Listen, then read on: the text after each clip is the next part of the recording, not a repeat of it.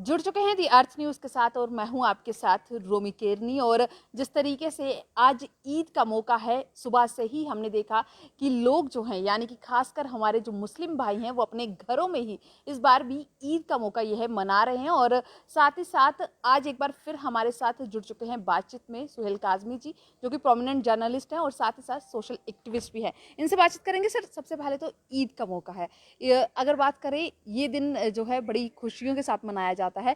इस बार भी अभी भी कोविड जो है थमा नहीं है, लोग घरों में ही मना रहे हैं, ज़्यादा गैदरिंग्स नहीं देखने को मिली हैं। तो क्या मैसेज रहेगा आपका? रोमी जी, पहले तो बहुत बहुत शुक्रिया आपका कि इस गर्मी में और कोविड में आप बाहर आई और फिर आप इस पे प्रोग्राम कर रही ईद पे। तो सबसे पहले तो आपका बहुत बहुत धन्यवाद, मेहरबानी, और आपको बहुत बहुत मुबारक है शुक्रिया। ईद की, और आपके पूरे परिवार को।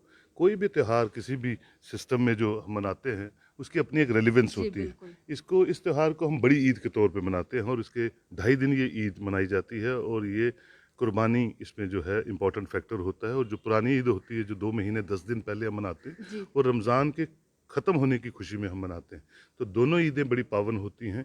और ईद एक सिंबलाइज़ करती है, जैसे कि आप मेरी बेटी हो के मेरे पास आती है, मुझे मुबारक देती हैं, तो पता नहीं चलता कि आप हिंदू हैं या मैं जी मुसलमान हूँ। एक अपनेपन का एहसास जो है बिल्कुल। दिवाली की तरह ईद पे भी हमें दिखता है, और हम सब एक मैसेज देते हैं कि हम सब एक और एक हैं। जम्मू कश्मीर की अगर हम बात करें, यहाँ पर तो ये काफ़ी ज़्यादा देखने को मिलता है, क्योंकि हमने यहाँ कभी महसूस नहीं किया कि हिंदू मुस्लिम या कोई भी रिलीजन हो उसमें कोई भी हमने ये महसूस नहीं किया कि ये अलग है हमसे। कोई भी त्यौहार होता है हम लोग वैसे ही मनाते हैं बिल्कुल, मिलजुल कर। बिल्कुल। मैं आपको बताता हूँ कि जम्मू कश्मीर एक वाहिद खित्ता है जहाँ के आपसी रवादारी, आपसी मोहब्बत, आपसी प्यार जो है वो ज़्यादातर त्योहारों में रिफ्लेक्ट होता है, और ईद उसका बड़ा इम्पोर्टेंट फैक्टर है।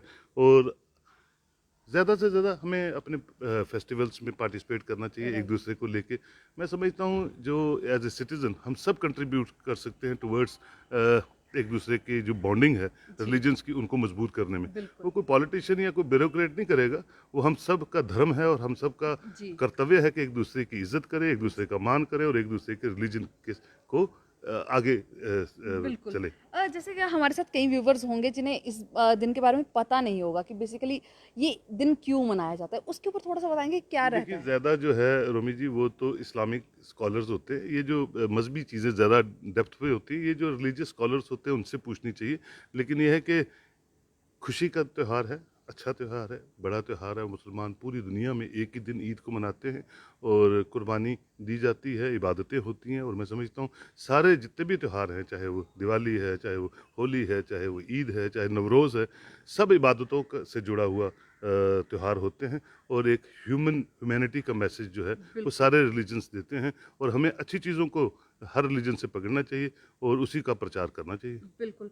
सर, ईद की बात हो गई है, जम्मू कश्मीर की अगर बात करें, जम्मू कश्मीर के जिस तरीके के इस समय हालात हैं, जम्मू कश्मीर के लोग जो हैं वो बड़े परेशान हैं। आजकल वो बड़ा सुनने को मिल रहा है कि अच्छे दिनों का वादा था और धोखे के दिन मिल गए हैं, क्योंकि जिस तरीके से महंगाई बढ़ रही है, बाकी चीज़ें हो रही है जम्मू कश्मीर के अंदर जो देखने को मिल रहा है, उससे लोग कहीं न कहीं खफ़ा हैं। देखिए जी, मैं तो बड़ा खुश हो गया था कि हम यूटी में आ गए, कुछ हमारे लॉस चेंज हो गए, बिल्कुल। और अभी भी मैं आशावादी हूँ कि आने वाले दिन शायद अच्छे हो जाएँ, क्योंकि कोविड की सिचुएशन आ गई। 1-2 साल हमारे कोविड में चले गए, जो चीज़ें अच्छी होनी चाहिए थी वो नहीं हो पाई।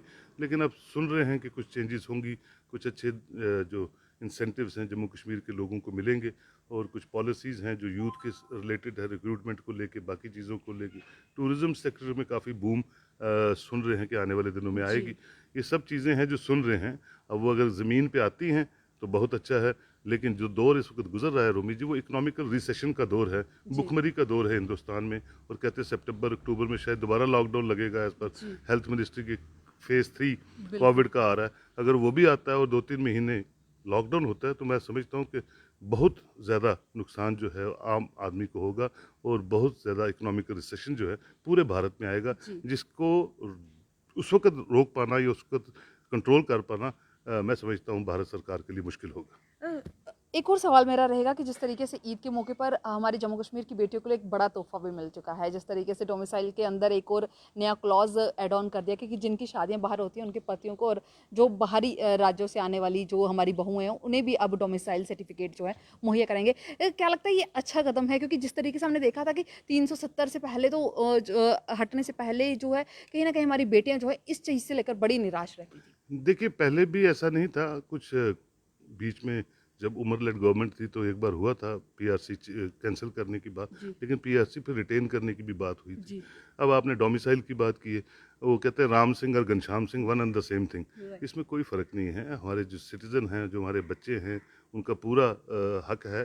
गिफ्ट डीड्स करवा के हमारी बच्चियां अपने पेरेंट्स से भी ज़मीनें और मकान ले लेती थी। जी लेकिन चलिए, अब अच्छा हो गया है, कानून बन गया है डोमिसाइल का, तो एक वेलकम स्टेप है कि उन बच्चियों के लिए जो बाहर शादी होती है अपनी ज़मीन से जुड़ी रहती हैं, अपने जो मायका है उसके साथ जुड़ी रहती है, तो अच्छी बात है।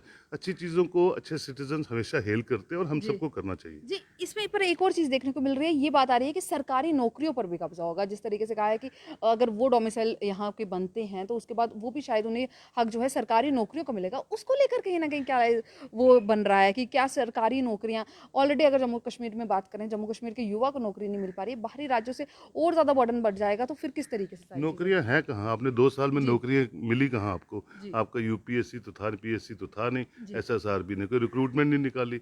अभी जो 1-2 महीने में थोड़ी बहुत रिक्रूटमेंट निकाली है, क्लास 4 एम्प्लॉइज़ की 6.5 लाख लोगों ने भरा और 8,000 बच्चों को लेना था।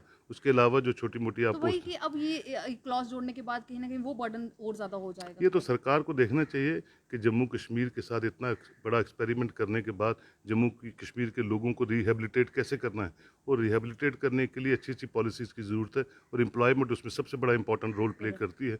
और एम्प्लॉयमेंट डायरेक्टली यूथ के साथ जुड़ी है, बच्चे हों या बच्चियाँ हों, वो अगर उनको लुभा पाएंगे तो मैं समझता हूँ आने वाले दिन जम्मू कश्मीर यूनियन टेरिटरी के लिए बेटर होंगे। लेकिन ऐसा कोई एक्सपेरिमेंट करना, सुबह लाना और शाम को रोल बैक कर देना, जी। ऐसा कोई एडवर्टीजमेंट पॉलिसी सुबह निकालनी और शाम को रोल बैक करनी, मैं समझता हूँ इल एडवाइज्ड है गवर्नमेंट ऑफ इंडिया, और उनको अच्छे एडवाइजर्स की ज़रूरत है। और जितने अच्छे अच्छे एडवाइजर्स उनके पास आएंगे, उतनी अच्छी अच्छी जो पॉलिसीज़ वो ला रहे हैं, वो लोगों को उसका फ़ायदा हो और लोगों तक वो पहुँचेंगी। मैं आशावादी हूँ, क्योंकि उम्मीद पे रोमी दुनिया कायम है। जी, बिल्कुल। अगली ईद तक क्या पता जम्मू कश्मीर यूनियन टेरिटरी में कुछ अच्छे फैसले आए, कुछ अच्छी बिल्कुल। एडमिनिस्ट्रेटिव स्किल्स आए, कुछ अच्छे इलेक्टोरल प्रोसेसेस आए, और एक अच्छी चुनी चुनाई सरकार जम्मू कश्मीर में काम कर रही हो। जी, बिल्कुल। सर लास्ट सवाल मेरा ये रहेगा कि जिस तरीके से ये सारी चीज़ें तो हो रही हैं, इस बीच हमने देखा कि हमारे एलजी साहब आवाम की आवाज़ जो है वो संबोधित कर रहे हैं। कहीं न कहीं उस पर जो है अब वो भी सवाल उठ रहे हैं कि क्या वो प्रधानमंत्री जी के जो कि मन की बात करते हैं, वो आवाम की बात कर रहे हैं। सिर्फ़ बातें करने से या संबोधन करने से लोगों का दिल जीत लिया जाएगा? देखिए, बातें करने से तो कभी किसी का, ना तो आप अपनी मिसेज का दिल भी नहीं जीत पाते, कि आपकी जो बातें हैं वो ग्राउंड पे दिखनी चाहिए। आपका जो जो कहना है वो फिजिबल होना चाहिए ग्राउंड पे। अभी तक ये बातें कर कर के तो यूनियन टेरिटरी नहीं चलेगी, लेकिन जो वादे विज विज 5 अगस्त 2019 को प्राइम मिनिस्टर ने एड्रेस टू नेशन में जम्मू कश्मीर के हवाले से किए हैं, जब तक वो ज़मीनी हकायक पे पूरे नहीं उतरेंगे, जम्मू कश्मीर के लोगों को राहत नहीं मिलेगी। उसके लिए आपको कोई ना कोई पॉलिसीज़ लानी है, कोई ना जी, कोई एडमिनिस्ट्रेटिव सिस्टम में ठीक लाना है, लोगों का हाथ पकड़ना है। लोग आपके साथ हैं, लोगों ने पार्टिसिपेट किया आपकी बीडीसी डीडीसी जी। इलेक्शंस में। लोग अमन चाहते हैं, गवर्नमेंट का हाथ पकड़ के आगे बढ़ना चाहते हैं। अब ये सारा फैसला, रिस्पॉन्सिबिलिटी जो है वो गवर्नमेंट ऑफ इंडिया की है, to how to come to the rescue of people of Jammu and Kashmir, and how to move forward. जी, हम जहाँ हैं उससे आगे कैसे फॉरवर्ड करें, और चंडीगढ़ की तरह जम्मू कश्मीर यूनियन टेरिटरी जो है, फ्लोरिशिंग यूनियन टेरिटरी कैसे बने, उसके पे काम करना है। और मुझे उम्मीद है आने वाले दिनों में कुछ ना कुछ होगा। वोट बैंक भी है, नहीं करेंगे तो वोट नहीं मिलेंगे, वो पार्टी सत्ता में नहीं आएगी। तो अगर अच्छा करेंगे तो उसका फ़र्क नेचुरली उस पार्टी को ज़रूर मिलेगा, बिल्कुल। जो अच्छे काम करके इलेक्शंस में उतरेगी। बहुत-बहुत शुक्रिया हमारे साथ जुड़ने के लिए और ये थे हमारे साथ सुहेल काज़मी जी, जिन्होंने हमारे साथ जो है ईद उल अज़हा की बात करी, उस पर बात की और साथ ही साथ जम्मू कश्मीर के कुछ करंट इश्यूज़ पर भी हमने उनसे बातचीत की। क्योंकि जिस तरीके से हालात बनते जा रहे हैं, उस पर आवाज़ उठाना और उन मुद्दों पर बातचीत करना बहुत ज़रूरी बन चुका है। इस अपडेट में बस इतना ही, जुड़े रहें दी अर्थ न्यूज़ के साथ।